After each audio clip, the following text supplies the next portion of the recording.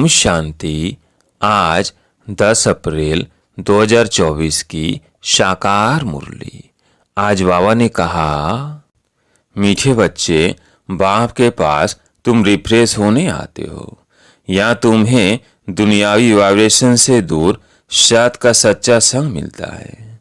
प्रश्न, बाबा बच्चों की उन्नति के लिए सदा कौन सी राय देते हैं? उत्तर, मीठे बच्चे, कभी भी आपस में संसारी झरमुई झगमुई की बातें नहीं करो। कोई सुनाता है तो सुनी अनसुनी कर दो। अच्छे बच्चे अपने सर्विस की ड्यूटी पूरी कर बाबा की याद में मस्त रहते हैं, परंतु कई बच्चे फालतू व्यर्थ बातें बहुत खुशी से सुनते सुनाते हैं। इसमें बहुत समय बर्बाद जाता है, फिर उन्नति नहीं होती। ओम शांति। डबल ओम शांति कहें तो भी राइट है। बच्चों को अर्थ समझा दिया है। मैं हूँ आत्मा, शांत स्वरूप। जब मेरा धर्म है ही शांत, तो फिर जंगलों आदि में भटकने से शांति नहीं मिल सकती है। बाप कहते हैं, मैं भी शांत स्वरूप हूँ। यह तो बहुत सहज है, परंतु माया की लड़ाई होने के कारण थोड़ी डिफिकल्टी होती है। यह सब बच्चे जानते हैं कि सिवाय बेहद के बाप के यह ज्ञान कोई दे न सके।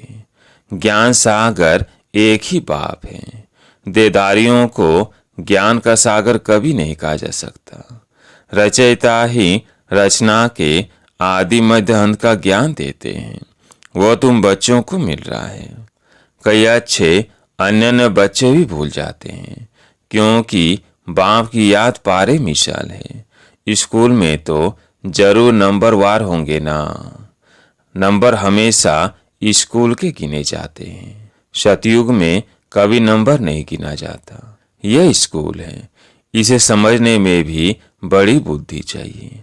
आधा कल्प होती है भक्ति, फिर भक्ति के बाद ज्ञान सागर आते हैं ज्ञान देने। भक्ति मार्ग वाले कब ज्ञान दे न सके, क्योंकि सब देधारी हैं। ऐसे नहीं कहेंगे शिव बाबा भक्ति करते हैं। वह किसकी भक्ति करेंगे? एक ही बाप है जिसको देह नहीं है, वह किसकी भक्ति नहीं करते। बाकी जो देधारी है वह सब भक्ति करते हैं, क्योंकि रचना है ना। रचयिता एक बाप। बाकी इन आंखों से जो भी देखा जाता है, चित्र आदि, वो सब है रचना। यह बातें घड़ी घड़ी भूल जाती है। बाप समझाते हैं, तुमको बेहद का वर्षा बाप बिगर तो मिल न सके। बैकुंठ की बादशाही ही तो तुमको मिलती है।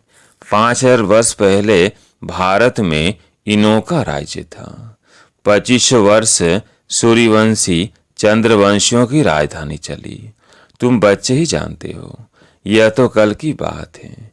सिवाय बाप के और कोई बता न सके। पतित पावन वो बाप ही है। समझाने में भी बड़ी मेहनत लगती है। बाप खुद कहते हैं, कोटों में कोई समझेंगे। यह चक्र भी समझा गया है। ये सारी दुनिया के लिए नॉलेज है। सीढ़ी भी बहुत अच्छी है, फिर भी कोई गुर गुर करते हैं। बाबा ने समझाया है, शादी के लिए हाल बनाते हैं, उनको भी समझाकर दृष्टि दो। आगे चलकर सबको ये बातें पसंद आएंगी। तुम बच्चों को समझाना है। बात तो किसके पास नहीं जाएंगे। भगवानुवाच, जो पुजारी हैं उनको कभी पूज्य नहीं कह सकते। कलयुग में एक भी कोई पवित्र हो न सके। पूज्य देवी देवता धर्म की स्थापना भी सबसे ऊंच से ऊंच जो पूज्य है वही करते हैं।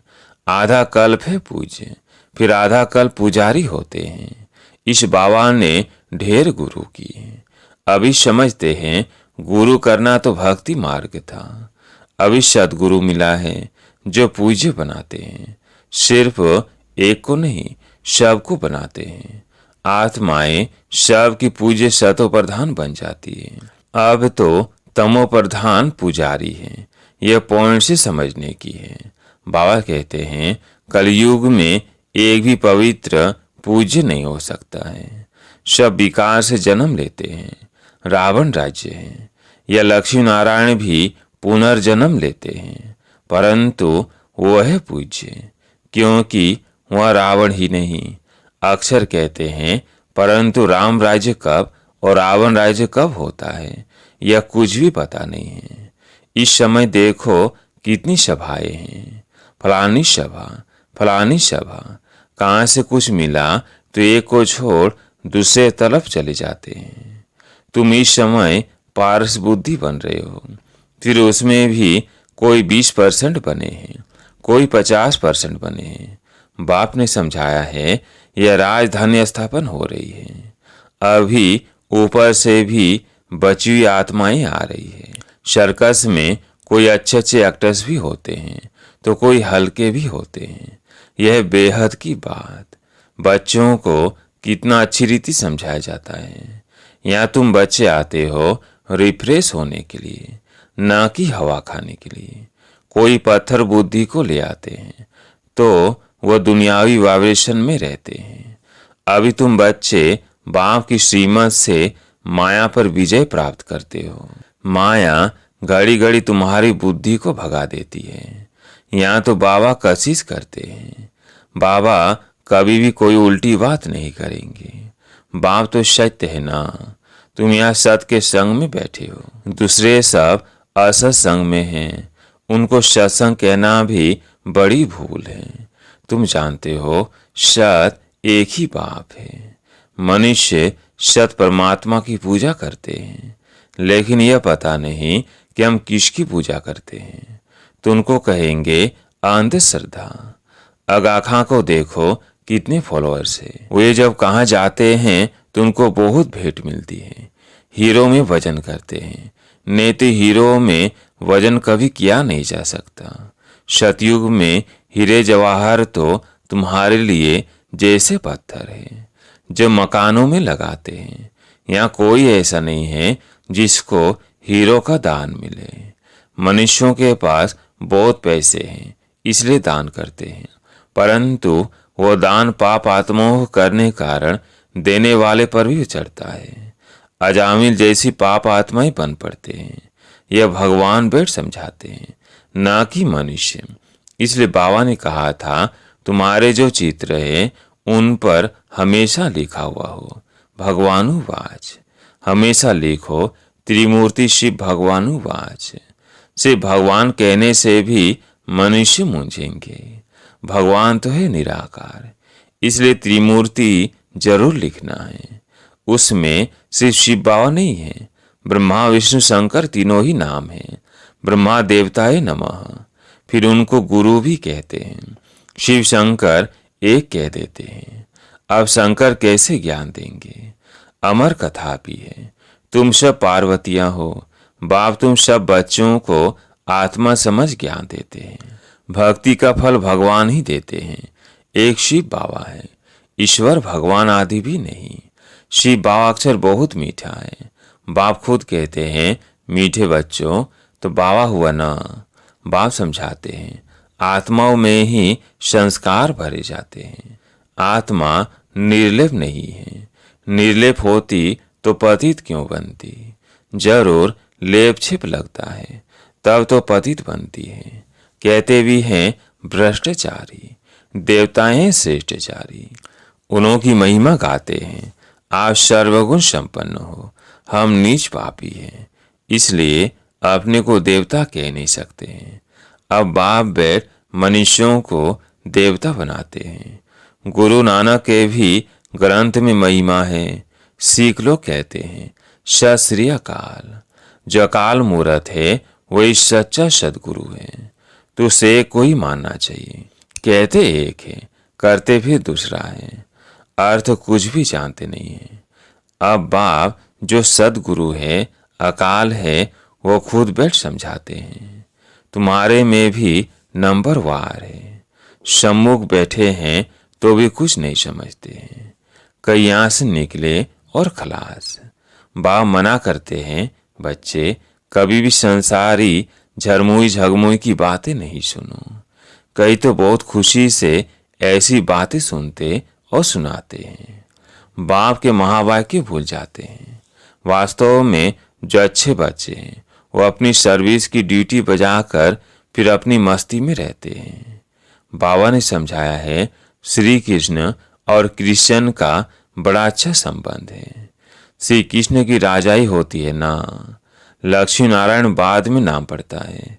बैकुंठ कहने से झट श्री कृष्ण याद आएगा। लक्ष्मी नारायण भी याद नहीं आते हैं, क्योंकि छोटा बच्चा श्री कृष्ण है। छोटा बच्चा पवित्र होता है। तुमने यह भी साक्षात्कार किया है। बच्चे कैसे जन्म लेते हैं, न से खड़ी रहती है, झट उठाया संभाला।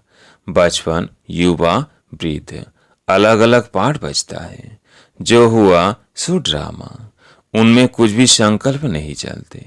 यह तो ड्रामा बना हुआ है ना, हमारा भी पाठ बज रहा है ड्रामा के प्लेन अनुसार। माया की भी प्रवेशता होती है और बाप की भी प्रवेशता होती है। कोई बाप की मत पर चलते हैं, कोई रावण की मत पर। रावण क्या चीज है, कभी देखा है क्या? सिर्फ चित्र देखते हो। शिव बाबा को तो फिर यह रूप है। रावण का क्या रूप है? 5 बीघा रूपी भूत जब आकर प्रवेश करते हैं तब रावण कहा जाता है। यह भूतों की दुनिया, असुरों की दुनिया। तुम जानते हो, हमारी आत्मा अब सुधरती जा रही है। यहाँ तो शरीर भी आसुरी है। आत्मा सुधरते सुधरते पावन हो जाएगी। फिर यह खल उतार देंगे। फिर तुमको शतो प्रधान खल यानी शरीर मिल जाएगी, कंचन काया मिलेगी। सो तब जब आत्मा भी कंचन हो, सोना कंचन हो तो जेबर भी कंचन बनेगा। सोने में खाद भी डालते हैं। अब तुम बच्चों की बुद्धि में आदि मध्य अंत की नॉलेज चक्कर लगाती रहती है। मनुष्य कुछ भी नहीं जानते हैं। कहते हैं ऋषि मुनि सब नेति नेति कर चले गए। हम कहते हैं इन लक्ष्मी नारायण से पूछो तो ये अभी नेति नेति करेंगे, परंतु इनसे पूछा ही नहीं जाता है। पूछेंगे कौन?